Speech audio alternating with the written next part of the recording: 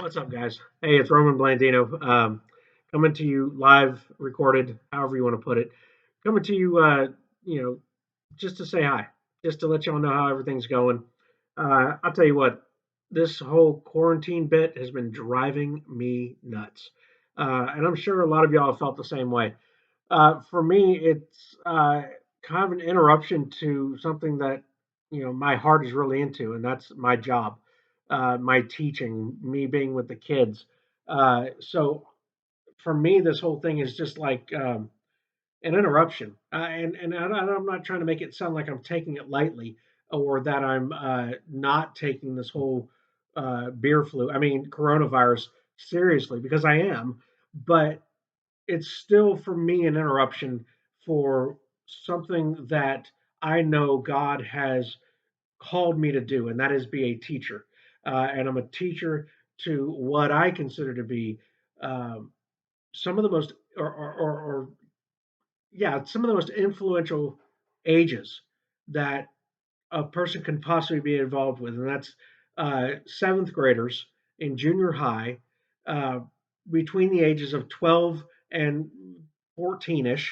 I don't have any 15-year-olds, I don't think. But anyway, so, some kids that are really at their most influential.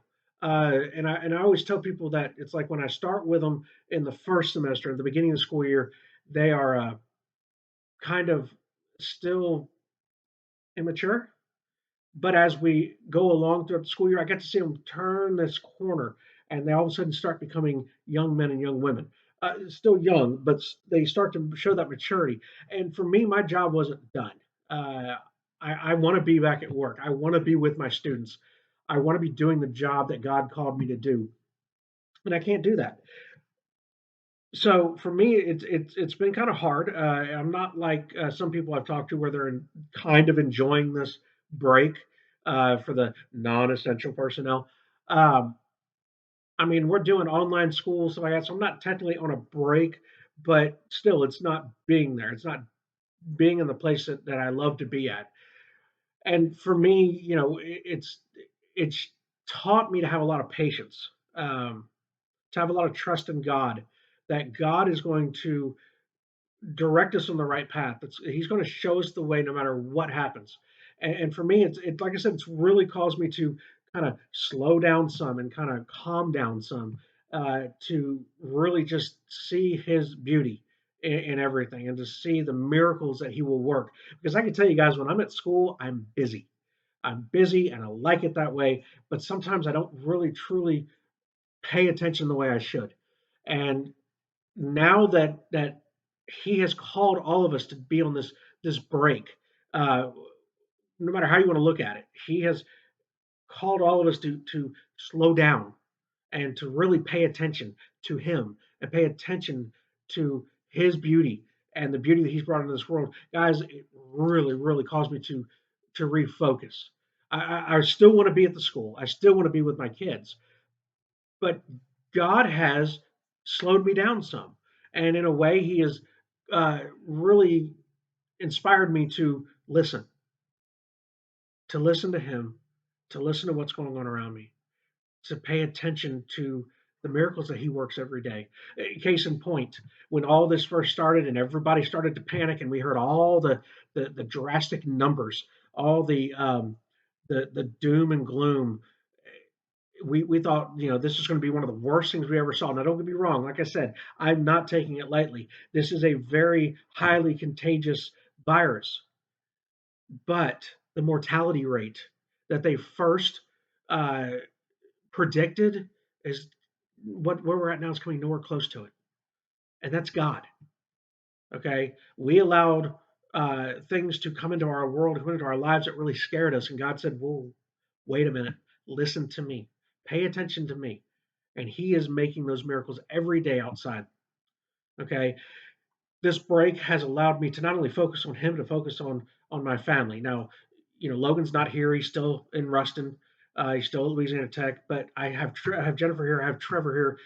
You know, 2/3 of my family, me included, are all here, and we're all getting to spend time together, and we're able to work together and just relax. And guys, that's God's miracle. Because sometimes when we're in such a hustle and bustle of life, of the world around us, we miss the opportunities to slow down and just take a deep breath and just enjoy the ones we love the most.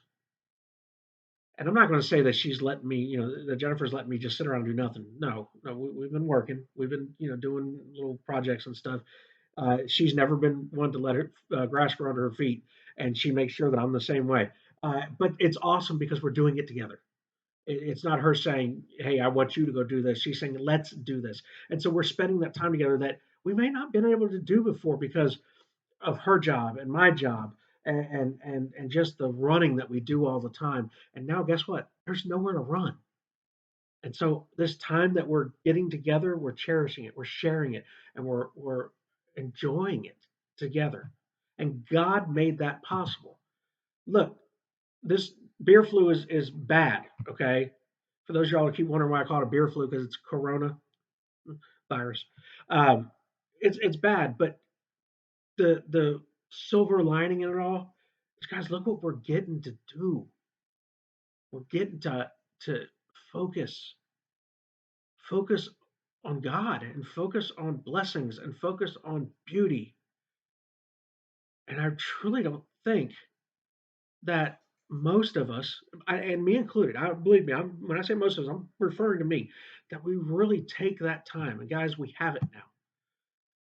And I gotta say, I'm honored. I'm blessed, and I feel His presence because every day I still get to connect with my students. Granted, it's online. Granted, I don't get to see them. They get to see me through these cutesy little videos that I do for them, but I still get to talk to them digitally. I still get to interact with them. But mostly, guys, I get to interact with my family, like in person, together. And this is God's work.